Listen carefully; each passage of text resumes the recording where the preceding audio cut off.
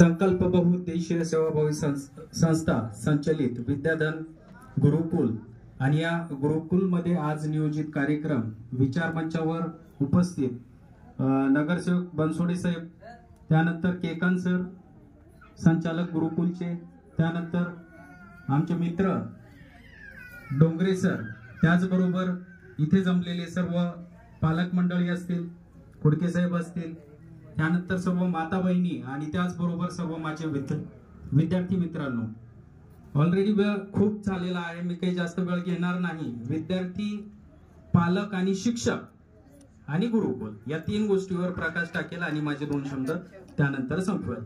आता विद्यार्थी जो आहे या सगळ्यामधला केंद्रबिंदू आहे, पालकासाठी सुद्धा आणि शिक्षकासाठी सुद्धा. मग आता काय असतंय, शिक्षण व्यवस्थेमध्ये सातत्य असलं तर सगळ्या गोष्टी घडत असतात, सातत्य नसेल तर त्या गोष्टी घडत नाही. आणि डोंगरे सरांना मी आता 2 वर्षापासून पाहतोय, त्यांची धडपड जी आहे या सगळ्या व्यवस्थेसाठी, आणि फक्त व्यवस्थेसाठी नाही, काही कमी पडलं तरी तुमच्या पालकांच्या माघारी घेऊन देण्याची त्यांची तयारी असते, मी 2 वर्षापासून बघतोय.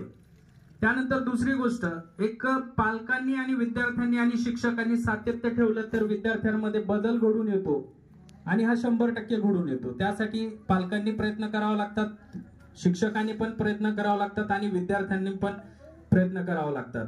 खरं म्हटलं तर आज त्या विद्यार्थ्यांचं पण आपण अभिनंदन केलं पाहिजे, जे इथे येऊन स्टेजवर एवढ्या सर्वांसमोर इतका निर्भीडपणे त्यांनी भाषण केलं, त्यांचाही अभिनंदन. आणि जे विद्यार्थी आदर्श विद्यार्थी म्हणून आज आपल्या समोर होते, उद्या त्यांचा आदर्श घेऊन बाकीचे विद्यार्थी पण आदर्श होण्याचा प्रयत्न करतील आणि या सगळ्या गोष्टी ज्या आहेत त्या कंटिन्युअसली चालू राहतील. शिक्षणामध्ये सातत्य असणं आवश्यक आहे.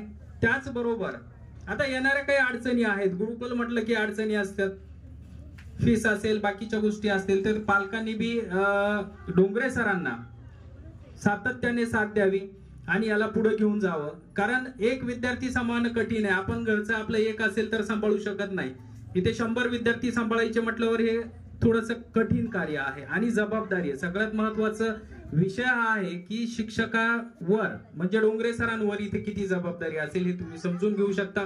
राहण्याची, खाण्याची, शिक्षणाची उत्तम व्यवस्था म्हणजे विद्याधन गुरुकुल आहे, हे मी इथे सांगू इच्छितो आणि माझे 2 शब्द संपवतो आणि पुढील कार्यक्रम चालू करावा.